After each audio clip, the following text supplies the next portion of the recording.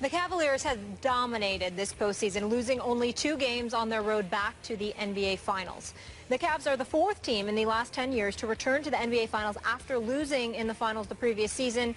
The previous 3 all won. Now, Game 1 of the Finals is Thursday. If it's against the Warriors, it'll be at Golden State. If it's against the Thunder, it will be in Cleveland. Stephen A., let's start with you. Should the Cavs be the favorites to win it all? No, they should not. I don't feel that way. I'm praying that I'll be wrong because I want LeBron to win the championship. I just don't want 5 NBA Finals losses attached to his resume. I don't think his greatness warrants that. But the reason I say no, I wouldn't label the Cavs the favorites. I think the Cavs can beat anybody. I think Kyrie is big time. And whether he's going against Westbrook or he's going against Steph Curry, Kyrie Irving is going to get his. LeBron James is going to get his. My huge question mark is Kevin Love. Is Kevin Love going to show up, whether it be against Serge Ibaka or Draymond Green? Because I don't know if I'd give him the advantage over Draymond Green because I think Draymond Green can get in his head. I don't know about Serge Ibaka. Serge Ibaka starts playing like the man he is as opposed to trying to jack up three-pointers. I'd believe in Serge Ibaka. If not, and he wants to shoot those threes, I'd believe in Kevin Love. But that's a question mark. And because it's a question mark, and Cleveland's best post presence essentially is LeBron James, with the size Oklahoma City has, and the quickness and athleticism that Golden State has, and the marksmanship, it's hard for me to label the Cavs the favorites. Now, that's not to say they can't win, because the Cavaliers, if they bring their A game, they can beat anybody. And it's going to be real interesting, which is why I'm not making a prediction yet, because it's like, hey, it depends on who they go against and what you believe. But it does come down to Kevin Love more so, and to a lesser degree, J.R. Smith. Literally, those two individuals are holding Cleveland's title hopes in their hands. Because I have no doubt what LeBron's going to do, and I have no doubt what Kyrie Irving is going to do. My question mark is Kevin Love, because he hasn't been in this moment before. And on the other side, J.R. Smith. When J.R. Smith is hitting his shot, he looks like an all-star. When he's missing his shot, he forgets every other element of the game of basketball. He's been playing better defense than anybody on the Cavs at times.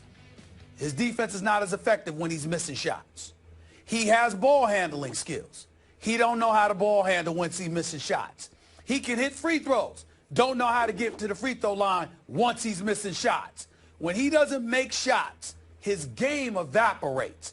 That cannot happen in the NBA Finals. And so you're asking me, in order for the Cavs to be the favorites, I have to literally ordain that Kevin Love and J.R. Smith is reliable. I'm here to tell you they're both very, very, very capable. They can play and they can get it done. But can I bet my money on them and rely on them to do it over the course of a 7-game series for a championship on the line? No, I cannot. And that's why they would not be my favorites. You know, this is a tricky question, because if Oklahoma City manages to win tonight, I think you would sing a different tune, because you also wouldn't be sure if Kevin Durant and Russell Westbrook could be relied upon in an NBA Finals against LeBron and company, right? Well, if they showed up tonight, it will go a long way towards elevating my level of confidence in them. Okay. So my answer to this is I'm not going to back off LeBron on this one. I've said it before, and I'm going to say it again. This man is playing his highest level of all-around basketball I've ever seen him play. I'm talking about all phases. Defending, passing. I still say he's the best passer in basketball.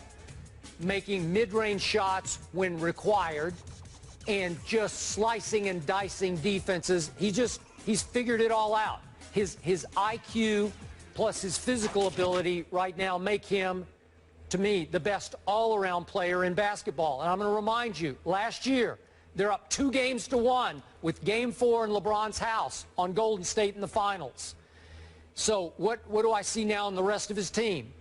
Kyrie looks like he's nearing 100% healthy, and it appears that he and LeBron have resolved whatever petty differences they might have had.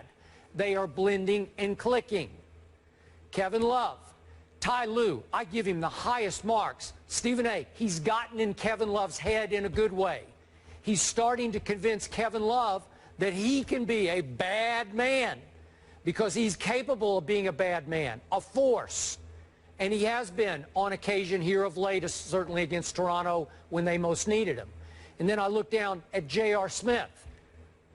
I see a guy who's growing up and settling down and figuring it out, much because of LeBron's tutelage, just LeBron being his big brother. LeBron definitely has become Tristan Thompson's big brother, and Tristan's playing at a high level. And then David... Oh, I think he is. I wouldn't say Tristan Thompson's playing at a high level. I would. I like Tristan Thompson. I'm very fond of him, and I root for him. But I wouldn't say he's played at a very high level. I wouldn't say that. I thought he did in Game 6 at Toronto. I thought he was better than Okay. I got you. I was talking the series. Game 6, you're right. Yeah. And then, as you keep pointing out, David Griffin put the icing on top because Channing Frye, on any given night, boy, he can be lethal from 3. So I like the mix. I even like Delly and LeBron. They got great chemistry. I know it's just in little spurts, but when those two start playing pick and roll with each other, they're hard to stop. Because Delly's smart, and he's tough, and he's fearless. So all those pieces, they're all healthy. Well, and LeBron's got the coach that he likes and the coach he respects. And they're rested mentally and physically. I don't know. I got to make him a slight favorite. I will give you. I've been very impressed. I mean, not with his shot making, but Dellavedova impresses me. Yeah. Nobody works harder. Nobody maximizes. Yeah. Nobody maximizes their talent more so than he does. I'm a fan of Matthew Dellavedova. I just don't think he's on the same level as Steph, as people tried to make it last year. But I'm a fan of his. Yeah. Channing Frye obviously is a big-time pickup. I think David Griffin has done a marvelous job as an executive for this team. I think Tyronn Lue has pushed the right buttons when it counts most. Their entire coaching staff, you know, with Phil Handy and you know, Larry Drew and, you know, the list goes on, Paul Press, all of these guys, man, they're doing a great job. And they got a lot to be proud of. So it's not about them not being a very formidable team, and nobody is questioning whether or not they're capable of winning the chip. But when you ask about being the favorites, you have to take into account the opposition. And for everybody that you bring to me, I can counter with what either OKC or Golden State would bring to the table if they met in the finals. No, I got it. And I'm just looking at it from a matchups perspective, and I'm saying to say they would be the favorites, maybe against OKC, maybe not because of their size and their physicality and their ability to defend. Golden State, definitely not. Yeah, and what Golden State has psychologically is, speaking of chips, the chip on its shoulder that it had an asterisk last year on its championship because Kyrie went down and Love was out. That's true, but I will tell you this, as I've reported, they want Cleveland badly, but I would also tell you LeBron and the Cavs want them badly. Sure. Because Kyrie Irving, I'm trying to tell you right now, Kyrie Irving's going to do some damage. Sure. He's going to do some damage. And Kevin Love, listen, Kevin Love's a different personality, but he's no punk. No, he's going to show up and play. He's going to show up. Saturday night, we had a show in the fourth. It was Klay Thompson, not Steph Curry, who saved the Warriors in Game 6 and put his name in the record books. But did he prove he's the better shooter? That is the question. Skip and Stephen A. will answer that next. Stay with us.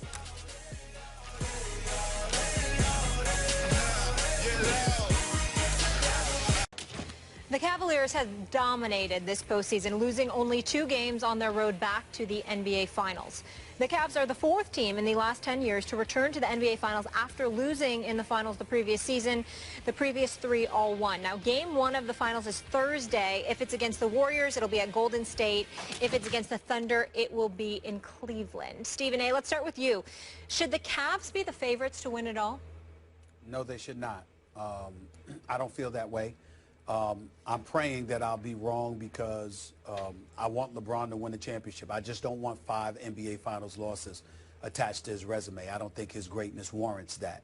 But the reason I say no, I wouldn't label the Cavs the favorites. I think the Cavs can beat anybody. I think Kyrie is big time. And whether he's going against Westbrook or he's going against Steph Curry, Kyrie Irving is going to get his. LeBron James is going to get his. My huge question mark is Kevin Love. Is Kevin Love going to show up, whether it be against Serge Ibaka or Draymond Green? Because